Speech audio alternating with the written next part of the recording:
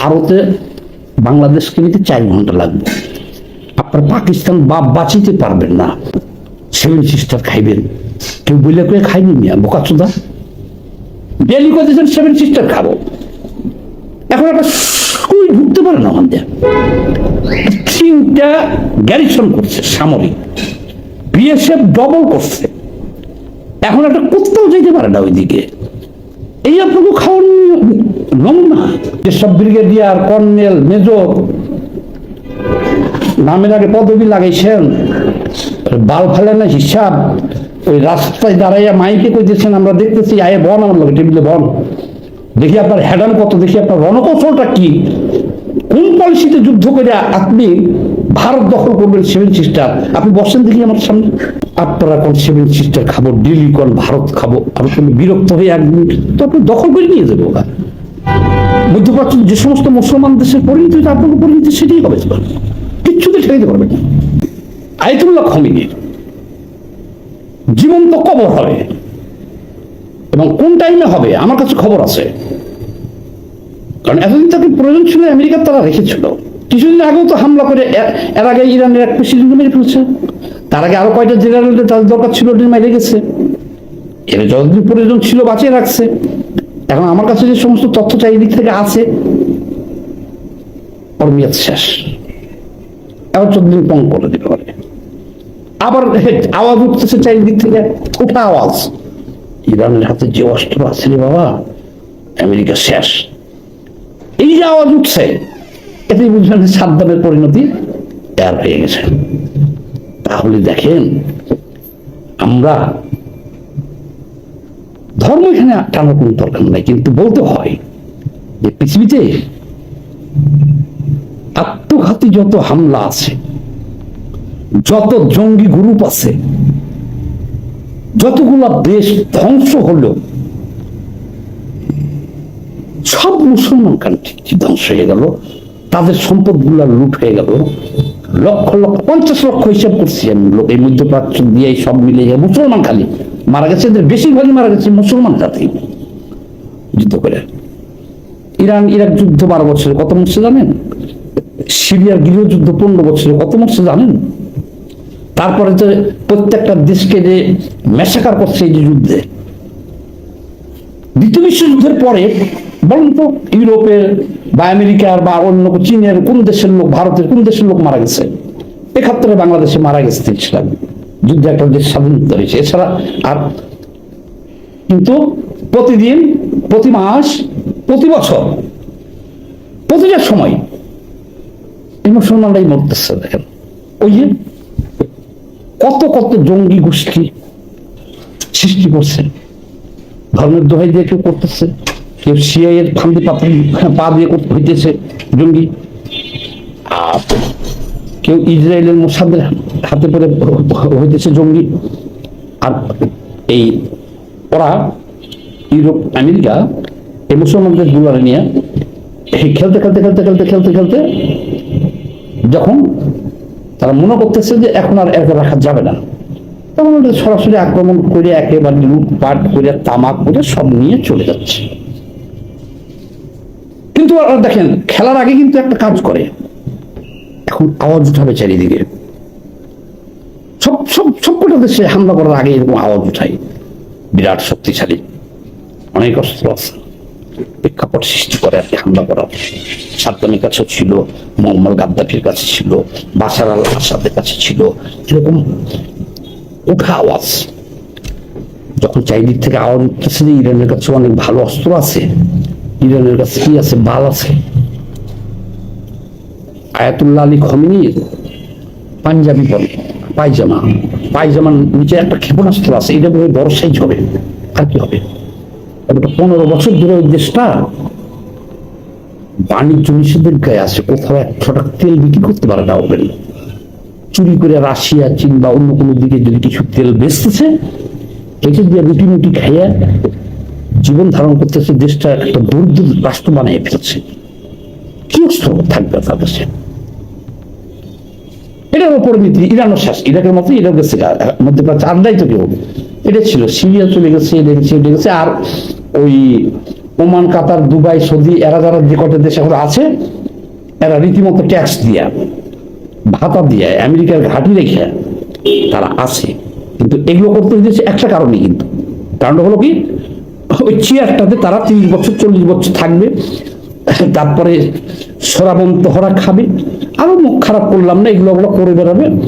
আর ওই আমেরিকাকে পাহারাদার রাখবে চেয়ার ঠিক রাখার জন্য, তেলের একটা সম্পদ দিয়ে দেবে। কিন্তু এই দিতে দিতে যে একটা সময়ে পেঁয়াজ দুধ লাগার পরে তখন তারা ডাইরেক্ট ঢুকে পড়ে, তখন নিজেই নিয়ে যাবে যে ভেনিজুয়েলার মতো। আর এর মধ্যে প্রাচ্য যতগুলো দেশ ধ্বংস হয়েছে, বাকি কয়টাও ধ্বংস হবে। মুসলমান, আমরা মুসলমান, আমরা এটাও বুঝি না যে ইরাকের অস্ত্র ভান্ডার কতটুকু, আমেরিকার, ইউরোপীয় ইউনিয়নের কতটুকু, লিবিয়ার কতটুকু, আমেরিকার কতটুকু, সিরিয়ার কতটুকু, আমেরিকার কতটুকু শক্তি অর্জন করো। আমরা মুসলমানরা এটা বুঝি না। যা বিল্লাহিত তাকবীর, আল্লাহু আকবার, আর বিল্লাহিত তাকবীর, আল্লাহু আকবার বলছো তুমি, ভালো কথা। কিন্তু আল্লাহ নবী কি, যে আল্লাহ তোমাকে, আল্লাহ রাসূলকে যেভাবে প্রোটেক্ট করছে, তোমাকে প্রোটেক্ট করবে, তোমার চুপ দিন তখন করে দিবে। তুমি কি আমল করো আমরা জানি না। ওই মানুষের সামনে এসে দাঁড়িয়ে চিন্তা করে লাহে তাকবীর, আরে জীবনে কি করো তুমি? তুই চার বেলা আব্দুল, তোমার আল্লাহ পাহারা দিবি? আল্লাহ রাসূল আল্লাহ পাহারা দিছে, এটা সত্য। আমির পাখি পাঠিয়ে দিছে, 23টা যুদ্ধ হয়েছে, আল্লাহ রাসূল কোনদিন পৃষ্ঠ প্রদর্শন করেনি, সামনে থাকছে, মরছে, মারতে পারছে। তুমি রাসূল কি যাবে? তুমি যদি কোন হয়ে যাবে, কারণ তোমার এখন হিসেব করতে হবে, তোমার কি আছে। এবার আসেন, মুসলমানদের রক্তে দেখতেছি এইটা, তারা ক্ষমতা ছাড়বে না। তারা সব ক্ষমতা ছেড়ে নির্বাচন দিয়ে দিক, যদি এরকম বিদ্রোহ হয় নাকি, ক্ষমতা তো ছাড়বে না, ভাড়াটে হিসেবে ইউরোপীয় আমেরিকা এদেরকে ঘাঁটি দিবে, আর দেশে বিদ্রোহ হইলে এদেরকে হত্যা করবে, বাণিজ্য নিষেধাজ্ঞায় পড়বে, শেষে যে তখন তারা আক্রমণ করে লক্ষ লক্ষ জনগণ মারা যাবে। কেন মুসলমান এত কিছু হইতো? কি আছে ওই চেয়ারটার ভিতরে রে ভাই, বলেন তো আমাকে, কি আছে একটা মানুষের জীবনে? খাইয়া পরে চলতে কতদিন লাগে, কত টাকা লাগে? এই লোকটা কেন মুসলমানদের মধ্যে আমি বুঝলাম না। যাদেরকে আমরা খারাপ বলতেছি, আমেরিকা, ইউরোপ, 4 বছর প্রেসিডেন্ট থাকার পরে চাকরি করতেছে, তোমরা আমাকে চাও না, ভোটে হারাইছো, বললাম না। ওরা বিভিন্ন সভা সেমিনারে বক্তব্য রেখে টাকা নিতেছে, এই ইন্স্যুরেন্স কোম্পানির চাকরি করতেছে। আর আমাদের এমপি হইলে তার 14 গোষ্ঠী পর্যন্ত সালা খাওয়ার মধ্যে লুটপাট কইরা দেশ বিদেশে টাকা জমাইয়া তো করতেই সে, কিন্তু ক্ষমতা থাকতে চায় না। কেন? 5 বছর, 7 বছর, 10 বছর, 15 বছর, তারপর বলি 41, ওই একই রকম মুসলমানের।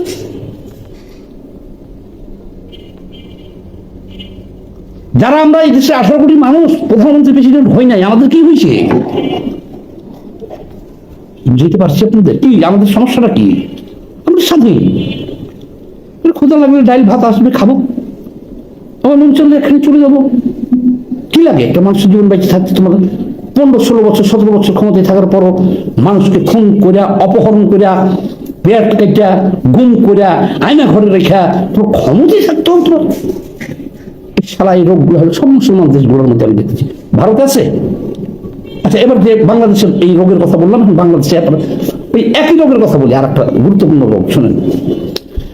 কিন্তু বাংলাদেশের অনেক কর্নেল, মেজর, ব্রিগেডিয়ার আর আপাময় পাবলিক জনসাধারণের কথা বাদই দিলাম, এদের এখন একটা রোগ হয়ে গেছে। দেখেন মধ্যপ্রাচ্যের যে রোগগুলো মুসলমানদের, এদের মধ্যে তাই এরা ঘুরে ফিরে খালি করতেছে, ভারত 7 সিস্টার খাবো, ভারত খেয়ে ফেলবো, ভারত চাই, ভারতে পারমাণবিক বোমা আমরা আলু ভর্তি করে খাবো, গায়ে পয়সা প্রতিদিন সকাল বিকাল দুপুর। আচ্ছা, হাতে গুগল আছে,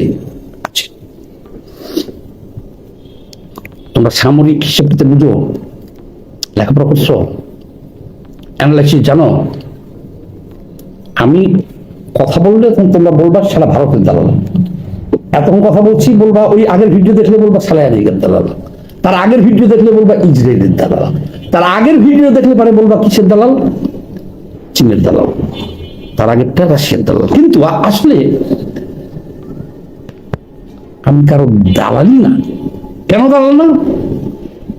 আমরা যে কমিউনিস্ট রাজনীতি করি, বামপন্থী রাজনীতি করি, আমাদের একটা লক্ষ্য উদ্দেশ্য আছে না ভাই? জামাতের লক্ষ্য কি এটা বলে আপনাদেরকে? গঠনতন্ত্র একটা সামনে আছে, পিছনে আর একটা আছে। তো জামাতের, হেফাজতে ইসলামের, চরমনাইয়ের, শাসনতন্ত্র আন্দোলনের, ওদের বই দুইখান আছে। একখানে লেখা আছে ইসলামী খেলাফত, গণতন্ত্র হারাম, নারী নেতৃত্ব হারাম, স্পষ্ট লেখা আছে, ওই বই আমার কাছে আছে। আচ্ছা, তাহলে কেন আপনারা করতেছেন? কৌশল, যুদ্ধের কৌশল হিসেবে আমরা এটা নিচ্ছি, নারীর পাশে বসছি, নারী নেতৃত্ব মানছি, এবং গণতন্ত্রের কথা না বললে আমরা দেশে রাজনীতি করতে পারবো না, সংবিধান আছে, এই জন্য বলতেছি। বুঝলেন এটা? আপনারা এটাই শিখছেন, মেরুদণ্ডহীন, মেরুদণ্ড নাই আপনাদের। কাউকে বলবেন আওয়ামী লীগের দালাল, কাউকে বললে বিএনপি দালাল। নিজের পায়ে দাঁড়ান। বিএনপি গুল্লি মারেন, আওয়ামী লীগের গুল্লি মারেন। গুল্লি মারেনি বলতেছি কোন কারণে? তাদের রাজনীতি তারা করুক, আমার রাজনীতি আমি করি। আপনারটা আপনি করেন। আপনার চোখ দিয়ে তো আপনি আমার দেখেন, ভিডিও দেখে কমেন্টস 6,500 গালি দিচ্ছে আমার একটা ভিডিওতে, ওই যেদিনকে হামলা হয়েছিল ইয়াতে প্রেস ক্লাবের সামনে, এই মাসে তো, ডিসেম্বর মাসে। কখনো কয় ওই আমেরিকার দালাল, কখনো ওই মোসাদের দালাল, কখনো ভারতের দালাল। ভিডিওটা বড় হয়ে গেল।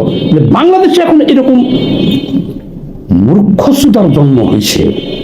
এই নিয়ে ভারতে বাংলাদেশকে নিতে 4 ঘন্টা লাগবে।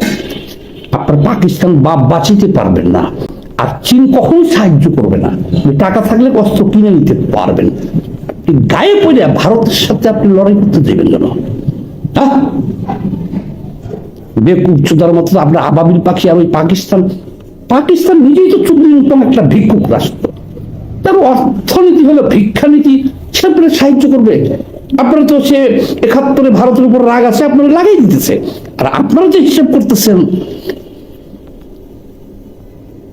দিল্লি চলে যাইবেন, 7 সিস্টার খাইবেন, কেউ বলে কেউ খাইনি মিয়া, বোকা চুদা। দিল্লি করতেছেন 7 সিস্টার খাবো, এখন একটা সুই ঢুকতে পারে না আমাদের। 3টা গ্যারিসন করছে সামরিক, বিএসএফ ডবল করছে, এখন একটা কোথাও যেতে পারে না ওইদিকে। এই আপনাকে খাওয়ার নমুনা। তোমার বাড়িতে চুরি করবো, তোমার বাড়িতে চুরি করবো, তোমার বাড়ি। আগে সব মানুষ কি করতো? আগে যখন কমিউনিকেশন ভালো ছিল না, ডিজিটালাইজ ছিল না, ডাকাইতে লাল কালিতে চিঠি লেখা পাঠাইতো গ্রামে, বড় ধনী যারা তাদের যে ডাকাইতি করতো। যখন একটু ডেভেলপ হলো, এখন ডাকাতিরা চিঠি লিখলে আগেই অস্ত্র টস্ত্র নিয়ে পুলিশ থাকতো, মেরে হেলায়, ওই প্রথা নাই। আমাদের বাংলাদেশের কিছু বোকাচোদা জন্ম নিছে, ও ডেলি করতেছে 7 সিস্টার খাবো, 7 সিস্টার খাবো। 4 ঘন্টা লাগবে ভারতের বাংলাদেশ দখল করতে, এটা 4 ঘন্টা। তাহলে কি করতে হবে? কৌশল করতে হবে। সেই কৌশলের গুরুত্ব তোমরা মাইরিয়ে দিতেছো, তাহলে তোমরা ভালো হয়ে যাবে না। যদি করতেই চাই তাহলে গোপনে, ওটা একটা সোর্স ছিল। ওই যেমন অসম যুদ্ধ, ইরাক যেমন আমেরিকার সাথে লাগবে, লিবিয়া লাগে ইউরোপীয় ইউনিয়নের সাথে, এই যে ইরান লাগতেছে ধ্বংস হওয়ার জন্য, তালেবানরা ধ্বংস হয়ে গেছে। আমি বাংলাদেশে তালেবান, জঙ্গি ফঙ্গি, এই যে মৌলবাদী, এদের তো জ্ঞান বুদ্ধি নাই, এরা ভারতের সাথে যুদ্ধ লাগে। পিছনে পাকিস্তান আছে, পাকিস্তানও আসবে না, শেষে ওই মারা সারা হয়ে যাবে। গুগল করেন, যেসব ব্রিগেডিয়ার, কর্নেল, মেজর নামের আগে পদবি লাগাইছেন, বাল ফেলে না হিসাব। ওই রাস্তায় দাঁড়াইয়া মাইকে কইতেছেন, আমরা দেখতেছি, আয়ে বন আমার লোক টেবিলে বন, দেখি আপনার হেডান কত, দেখি আপনার রণকৌশলটা কি, কোন পলিসিতে যুদ্ধ করে আপনি ভারত দখল করবেন 7 সিস্টার। আপনি বসেন দেখি আমার সামনে, দেখি। হ্যাঁ, আর আপনারা এটা পারবেন। সামান্য কিছু টাকা হয়তো পাকিস্তান থেকে পাইতেছেন, যা বলতেছে তাই বলতেছেন। আপনার দেশপ্রেমিক না। দেশপ্রেমিক হলে ভারত হলে একটা পরাশক্তি নিয়ে আপনারা কোন 7 সিস্টার খাবো, দিল্লি কোন ভারত খাবো, আর বিরক্ত হয়ে একদিন তো আপনি দখল করে নিয়ে যাবো।